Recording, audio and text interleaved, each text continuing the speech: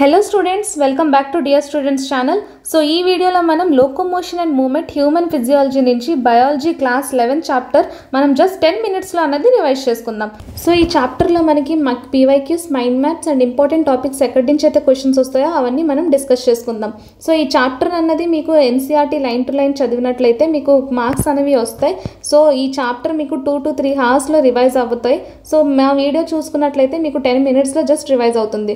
And ఇక్కడ మీరు చూసుకోవచ్చు వీడియోస్ అనేవి మేము డైలీ పోస్ట్ చేస్తున్నాం కన్సిస్టెంట్గా. ఫిజిక్స్, కెమిస్ట్రీ, బయాలజీ 10 minutes లో అన్ని రివిజన్ వీడియోస్ అనేవి పోస్ట్ చేస్తున్నాం. సో మీరు మాక్ టెస్ట్ రాసే ముందు ఈ వీడియోస్ చూసినట్లయితే అన్ని టాపిక్స్, ఫార్ములాస్, మైండ్ మ్యాప్స్ అనేవి రివైజ్ అవుతూ ఉంటాయి. సో మీ మాక్ టెస్ట్లో స్కోర్ కూడా ఇంక్రీజ్ అయ్యే ఛాన్సెస్ ఉన్నాయి. సో కన్సిస్టెంట్గా ఫాలో అవ్వండి. సో మా ఛానల్ ప్లేలిస్ట్ కూడా చూసుకోవచ్చు మీరు. Physics free classes, chemistry free classes, so physics, chemistry one shots అన్నీ ఉంటాయి. తెలుగులో ప్రతిదీ 10 minutes లోపలే మేము అన్ని క్లియర్ కట్ ఎక్స్ప్లెనేషన్స్ అన్నీ చేసాం. ఫిజిక్స్లో ఫార్ములాస్ ర్యాపిడ్ రివిజన్ అనేది అవుతుంది. సో మీరు చేసుకున్నట్లయితే అది చాలా టైం పడుతుంది. సో ఈ వీడియోస్ అనేవి మీరు చూడండి, హెల్ప్ అవుతాయి ఖచ్చితంగా. నీట్ 2025 రాసే మీ ఫ్రెండ్స్కి కూడా షేర్ చేస్తూ ఉండండి. అండ్ టెలిగ్రామ్ ఛానల్లో కూడా ఫాలో అవ్వండి. లింక్ అనేది డిస్క్రిప్షన్లో ఉంది. అక్కడ మేము PDFs, mind maps, formula sheets అన్నీ షేర్ చేస్తాం. సో ఎన్టీఆర్ నుంచి ఎటువంటి నోటిఫికేషన్ వచ్చినా సరే మేము ఈ ఛానల్లో అప్డేట్ చేస్తూ ఉంటాం. సో సబ్స్క్రైబ్ చేసుకోండి. అండ్ బయాలజీ ఫ్రీ క్లాసెస్ కూడా ప్రొవైడ్ చేస్తున్నాం at the free of cost. So locomotion and movement chapter నుంచి మనం క్లాస్ 3 years అనాలిసిస్ చూసుకుంటే 2023లో 4 questions వచ్చాయి. సో హై వెయిటెడ్ చాప్టర్ ఇది హ్యూమన్ ఫిజియాలజీలో. సో మీరు ఎన్సీఆర్టీలో ప్రతి ఒక్క లైన్స్ అన్నవి క్లియర్ కట్గా చదువుకుంటే మీకు 12 marks అన్నవి ఈజీగా స్కోర్ చేసుకోగలరు. సో చాప్టర్ కూడా easy maximum, but conceptual questions వస్తాయి. ఎన్సీఆర్టీ డైరెక్ట్ లైన్స్ నుంచి క్వశ్చన్స్ అనేవి వస్తాయి. 2025లో 3 to 4 questions అనేవి ఎక్స్పెక్ట్ చేస్తున్నాం. అంటే 4 marks అంటే 12 marks అనేది మీరు ఈ వీడియోతో కన్ఫర్మ్ చేసుకోవచ్చు. సో ఫస్ట్ మనకి మూమెంట్ అంటే the ability of an organism to change it's position. మనకి ఏదైనా ఆర్గానిజం అనేది పొజిషన్ని చేంజ్ చేసుకున్నట్లయితే దాన్ని మూమెంట్ అంటాం. సో ఆ మూమెంట్ని మనం ఎలా చేస్తున్నాం చేంజ్ ఇన్ ప్లేస్ అంటే లోకోమోషన్ అని అంటాం. సో ఈ లోకోమోషన్ ఫర్ ఎగ్జాంపుల్ మనం చూసుకోవచ్చు. అమీబా అన్నది సూడోపోడియాతో యూజ్ చేసి లోకోమోషన్ చేస్తుంది. యూగ్లీనా అన్నది ఫ్లాజిల్లాని వాడుతుంది. పారామిషియం అన్నవి సీలియాని యూజ్ చేస్తాయి. సో ఇవి లోకోమోటరీ బాడీస్ అన్నవి ఉంటాయి. మనకైతే hands and legs. So human బాడీస్లో మనకి హ్యాండ్స్ అండ్ లెగ్స్ అనేవి లోకోమోషన్కి ఎలా యూజ్ చేస్తామో, సో ఈ ఆర్గానిజమ్స్ కూడా లోకోమోషన్ ఆర్గన్స్ కూడా మీరు గుర్తుపెట్టుకోవాలి. సో మ్యాచింగ్ టైప్ క్వశ్చన్స్ అన్నవి ఇక్కడ ఈ టాపిక్ నుంచి రావచ్చు. సో హ్యూమన్ స్కెలిటన్ సిస్టమ్ మనం చూసుకుంటే 206 bones ఉంటాయి. సో ఈ 206 bones అన్నవి 2 typesగా డివైడ్ అవుతాయి, యాక్సియల్ అండ్ ఎపెండిక్యులర్. సో యాక్సియల్లోకి మనకి skull bones, vertebral column, ribs, sternum వస్తుంటాయి. సో ఎపెండిక్యులర్లో మనకి limbs, upper limbs and lower limbs, pectoral girdle and pelvic girdle. So ఇది కూడా మీ క్లాసిఫికేషన్ మీరు గుర్తుపెట్టుకోవాలి. హ్యూమన్ స్కెలిటన్ సిస్టంలో బోన్స్ అనేవి ఎలా క్లాసిఫై అయ్యాయో.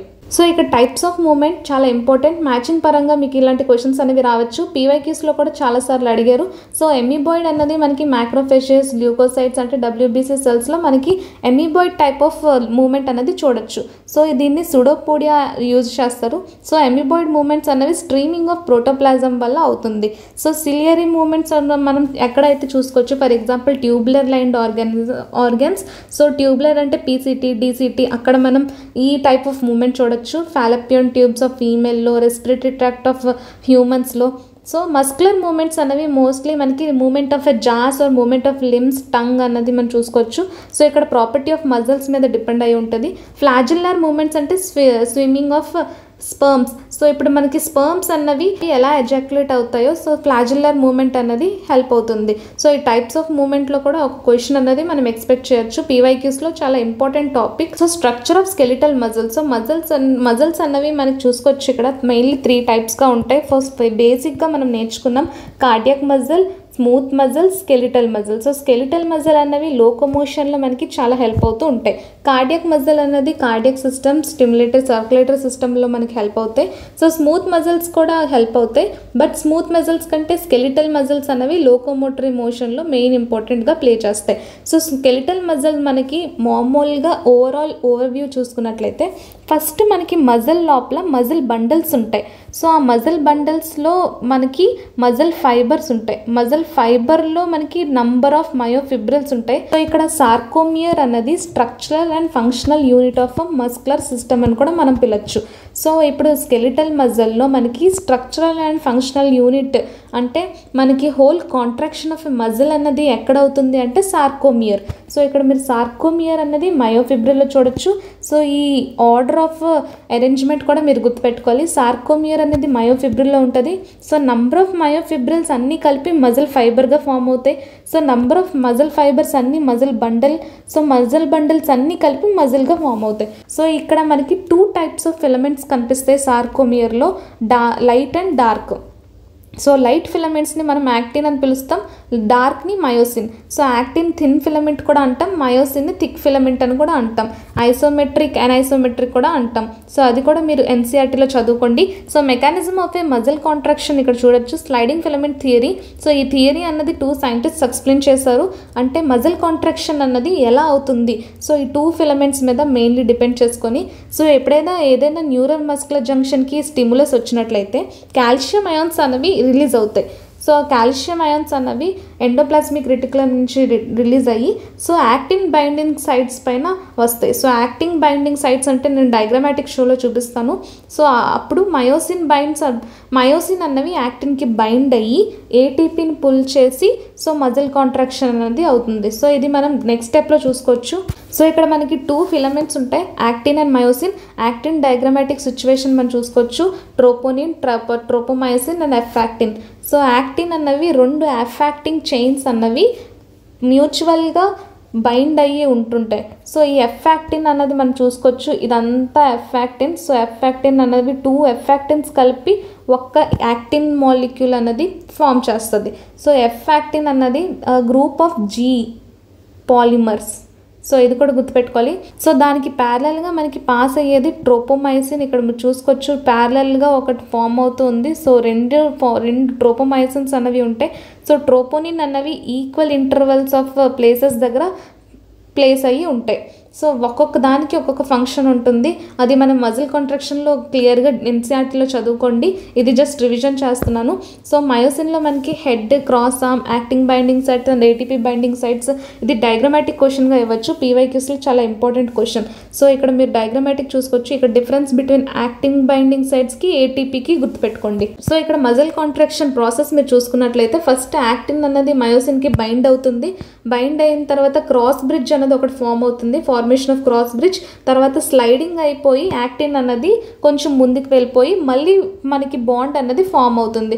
సో ఇక్కడ ఏటీపీ, ఏడిపి అనేది రిలీజ్ అవుతుంది. ఏటీపీ అనేది యూజ్ అయ్యి ఏడిపి అనేది రిలీజ్ అవుతుంది. సో ఈ ప్రాసెస్ కూడా మీరు గుర్తుపెట్టుకోండి. అండ్ ఈ ఆర్డర్ ఆఫ్ సీక్వెన్స్ కూడా మీకు క్వశ్చన్లో అడిగే ఛాన్సెస్ ఉన్నాయి. సో ఈ డయాగ్రామాటిక్ రిప్రజెంటేషన్స్ కూడా మీకు క్వశ్చన్స్లో అడిగే ఛాన్సెస్ ఉన్నాయి. సో ఇక్కడ వెర్టిబ్రల్ కాలమ్ మనకి చూసుకున్నట్లయితే cervical vertebra and thoracic, lumbar. So ఈ 3 టైప్స్గా డివైడ్ అయి ఉంటాయి. సో ఇంటర్వర్టిబ్రల్ డిస్క్ అంటే ఏంటి అన్నది సాక్రమ్ అండ్ కాక్సిక్స్. సో ఇది డయాగ్రామాటిక్ క్వశ్చన్స్ కూడా మీరు గుర్తుపెట్టుకోవాలి. సో ఇక్కడ మీరు రిబ్స్ చూసుకోవచ్చు. రిబ్ గేజ్ 1 to 7 రిబ్స్ని ట్రూ రిబ్స్ అంటాం, 8, 9, 10ని ఫాల్స్ రిబ్స్. ట్రూ రిబ్స్ అని ఎందుకంటామంటే ప్రతి ఒక్క రిబ్ అన్నది స్టెర్నమ్కి అటాచ్ అయి ఉంటుంది, వెంట్రల్లీ స్టెర్నమ్కి అటాచ్ అయి ఉంటుంది, పోస్టీరియర్లీ అంటే డోర్సల్లీ మనకి వెర్టిబ్రల్ కాలమ్స్కి అటాచ్ అయి ఉంటుంది. సో ఇక్కడ ఫ్లోటింగ్ రిబ్స్ అంటే 11, 12. సో ఈ ఫ్లోటింగ్ రిబ్స్ అన్నవి అటాచ్ అవ్వవు స్టెర్నమ్కి, డైరెక్ట్గా 8, 9, 10కి అటాచ్ అవుతాయి. సో ఇది కూడా మీరు గుర్తుపెట్టుకోవాలి. వెర్టిబ్రల్ కాలమ్కి పోస్టీరియర్గా అటాచ్ అవుతుంది అంటే డోర్సల్గా, స్టెర్నమ్ అన్నది వెంట్రల్గా అటాచ్ అవుతుంది. సో ఇక్కడ ప్రతి ఒక్క బోన్ అన్నది మీరు గుర్తుపెట్టుకోవాలి. డయాగ్రామాటిక్ క్వశ్చన్స్ కూడా వచ్చే ఛాన్సెస్ ఉన్నాయి. Clavicle, scapula, humerus, radius, ulna, carpals, metacarpals, phalanges. So ఇక్కడ కార్పల్స్ అనేవి అప్పర్ లింబ్లో 8 ఉంటాయి. సో ఇక్కడ టార్సల్స్ అన్నవి మనకి 7 ఉంటాయి. సో ఈలియం, కాక్సల్ బోన్, ఇలా ప్రతి ఒక్క బోన్ అన్నది మీకు డయాగ్రామాటిక్ క్వశ్చన్స్గా కూడా అడిగే ఛాన్సెస్ ఉన్నాయి. స్కెలిటల్ సిస్టమ్ చూసుకోవచ్చు. మెయిన్గా మనకి ఉండే బోన్స్ స్క్రీన్ షాట్ తీసుకోండి, రివిజన్ టైంలో హెల్ప్ అవ్వచ్చు. మైథ్సిమా గ్రేవిస్ అంటే ఆటో ఇమ్యూన్ డిసార్డర్ అన్నది, ఇది న్యూరోమస్కులర్ జంక్షన్కి ఎఫెక్ట్ అవుతుంది. For example paralysis of skeletal muscles అవుతుంటాయి. సో ఇది మెయిన్గా ఆటో ఇమ్యూన్ డిసార్డర్ అని మీరు గుర్తుపెట్టుకోండి. సో మస్కులర్ డిస్ట్రోఫీ అంటే progressive destruction of muscular system. So ఇది జెనెటిక్ డిసార్డర్. సో ఈ రెండింటికి మనకి డిఫరెన్స్ అడుగుతూ ఉంటాడు. మైథ్సిమా గ్రేవిస్ అంటే auto immune disease, muscular dystrophy అంటే ప్రోగ్రెసివ్గా అవుతుంది. సో ఇది జెనెటిక్ డిసార్డర్. సో ఈ టెటనీ అనుకొని చూసుకోవచ్చు. టెటనీ అంటే లో calcium in body fluid. Calcium తగ్గిపోవడం వల్ల కాంట్రాక్షన్స్ అనేవి వైల్డ్గా అవుతుంటాయి, అంత ఫ్రీక్వెంట్గా ఈజీగా అవ్వవు. ఆర్థరైటిస్ అంటే inflammations of joints. And osteoporosis అంటే ఇది ఏజ్ రిలేటెడ్ డిసీజ్, మోస్ట్లీ ఉమెన్స్లో కనిపిస్తాయి due to decreased level of estrogen. So estrogen అన్నది మెనోపాజ్ తర్వాత మనకి ఈస్ట్రోజన్ అన్నది ఉమెన్స్లో తగ్గిపోతుంది. సో డిక్రీజ్డ్ బోన్ మాస్ అన్నది క్యారెక్టరిస్టిక్ ఫ్యూచర్. సో ప్రతి ఒక్క డిసార్డర్కి క్యారెక్టరిస్టిక్ ఫ్యూచర్ గుర్తుపెట్టుకోవాలి. సో ఇక్కడ మనం గౌట్ అంటే చూసుకోవచ్చు, inflammation of joints due to accumulation of uric acid. So ప్రతి ఒక్క డిసార్డర్కి మీరు క్యారెక్టరిస్టిక్ గుర్తుపెట్టుకోవాలి. ఒక క్వశ్చన్ అనేది మీకు కన్ఫర్మ్గా ఈ టాపిక్ నుంచి వస్తుంది. లోకోమోషన్ అండ్ మూవ్మెంట్ మీరు మైండ్ మ్యాప్ చూసుకున్నట్లయితే జాయింట్స్ అన్నవి మనకి 4 టైప్స్ ఉంటాయి. సో ఈ లాస్ట్లో ఒక టాపిక్ ఎన్సీఆర్టీలో పారా ఇస్తాడు, ఆ పారా కూడా చదవండి. ఫైబ్రస్ జాయింట్స్ అంటే ఇమ్మూవబుల్, సైనోవియల్ ఫ్లూయిడ్ అన్నది ఉండదు. సో కార్టిలేజియస్ జాయింట్స్లో సైనోవియల్ ఫ్లూయిడ్ అన్నది ఉంటుంది. సో ఇది స్లైట్లీ మూవబుల్. సైనోవియల్ అంటే బాగా ఎక్కువగా మూమెంట్స్ అనేవి కనిపిస్తాయి. సో సైనోవియల్లో మనకి ball and socket, hinge joint, pivot, gliding and saddle joint, gliding and saddle joint, ఈ ప్రతి ఒక్క జాయింట్కి మీరు ఒక్కొక్క ఎగ్జాంపుల్ అనేది గుర్తుపెట్టుకోవాలి. ఎన్సీఆర్టీలో మెన్షన్ చేశాడు. సో డిసార్డర్స్ అనేవి మాట్లాడుకున్నాం. టైప్స్ ఆఫ్ మూమెంట్స్ అనేది ఫస్ట్ స్లైడ్లో ఎగ్జాంపుల్స్తో సహా మీరు గుర్తుపెట్టుకోవాలి. ఎమిబాయిడ్కి, సిలియర్కి, మస్కులర్కి. So properties of muscle fibres. So muscle fibres అనేవి కాంట్రాక్ట్ అవుతాయి, excitability, extensibility and elasticity. So ఇది మీకు స్లైడింగ్ ఫిలమెంట్ థియరీలో కూడా మీరు గుర్తుపెట్టుకోవచ్చు. So types of muscles, skeletal muscles, visceral muscles అంటే స్మూత్ మజిల్స్, మోస్ట్లీ మనకి ఇన్నర్ లైన్స్ ఆఫ్ జిఐటీలో కనిపిస్తాయి. So cardiac muscles. So skeleton system మనకి మెయిన్గా డిపెండ్ అయ్యింది 2 టైప్స్గా, యాక్సియల్ అండ్ అపెండిక్యులర్. యాక్సియల్ అంటే skull, sternum, vertebral column, ribs వస్తాయి. సో అపెండిక్యులర్లో మనకి ఓన్లీ లింబ్స్ అండ్ గిడ్డల్స్ వస్తాయి. పల్విక్ గిడ్డల్లో ఎన్ని ఉంటాయి అలాగా. సో ఇది మ్యాక్సిమం ఈజీ క్వశ్చన్స్ వస్తుంటాయి మీకు. సో మనకి ఈ చాప్టర్ నుంచి మనం మోస్ట్లీ క్వశ్చన్స్ అన్నవి స్లైడింగ్ ఫిలమెంట్ థియరీ నుంచి ఎక్స్పెక్ట్ చేయొచ్చు. సో మీరు ఇవన్నీ టాపిక్స్ ఒకవేళ మీరు చదవలేకపోయినా ఎన్సీఆర్టీలో స్లైడింగ్ ఫిలమెంట్ థియరీ ఒక్కటి చదివితే సరిపోతుంది. మ్యాక్సిమం క్వశ్చన్స్ అన్నవి ఐ బ్యాండ్, ఏ బ్యాండ్ నుంచి వస్తుంటాయి. So thank you so much. మా ఛానల్ని సబ్స్క్రైబ్ చేసుకోండి. ఫిజిక్స్, కెమిస్ట్రీ, బయాలజీ ఇలా ప్రతి ఒక్క చాప్టర్ అనేది 10 మినిట్స్లో రివైజ్ చేస్తూ ఉంటాం. సో మీరు మాక్ టెస్ట్ రాసే ముందు ఈ వీడియోస్ అనేవి చూసినట్లయితే మీకు రివిజన్ అనేది చాలా ఫాస్ట్గా అయిపోయి మార్క్స్ అనేవి ఇంక్రీజ్ అవుతూ ఉంటాయి. సో ఛానల్ని సబ్స్క్రైబ్ చేసుకోండి, కన్సిస్టెంట్గా ఫాలో అవ్వండి. అండ్ మా ఛానల్ని కూడా ఫాలో అవ్వండి. టెలిగ్రామ్ ఛానల్ జాయిన్ అవ్వండి. మీకు ఇంకేమైనా డౌట్స్ ఉంటే కమెంట్ సెక్షన్లో పోస్ట్ చేయండి. Thank you.